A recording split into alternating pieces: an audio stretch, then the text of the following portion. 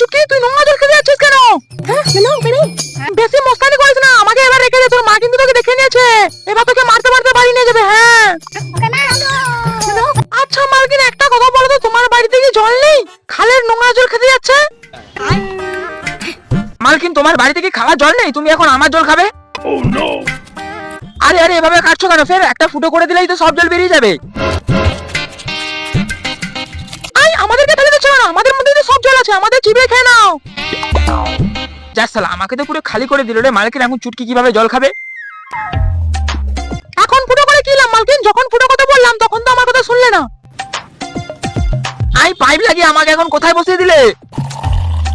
আরে আরে এটা কি করছো মালকিন? আমার মধ্যে নোংরা জল দিচ্ছ কেন? হ্যাঁ বাবা রে, শালা ঢ্যামনা মালকিন, শালা আমার পেছনে আগুন ধরে দিল রে। ও বাপ রে বাপ। আচ্ছা আচ্ছা এখন বুঝতে পারছি, নোংরা জল ফুটিয়ে পরিষ্কার জল করে নিলে, তাই তো? মালকিন তোমার মাথায় তো সেই বুদ্ধি, টেকনোলজি। হ্যাঁ নে চুটকি, এই পরিষ্কার জলটা ঘট ঘট করে খেয়ে নে, আর বন্ধুদের লাইক ও চ্যানেলটি সাবস্ক্রাইব করে দিতে বল।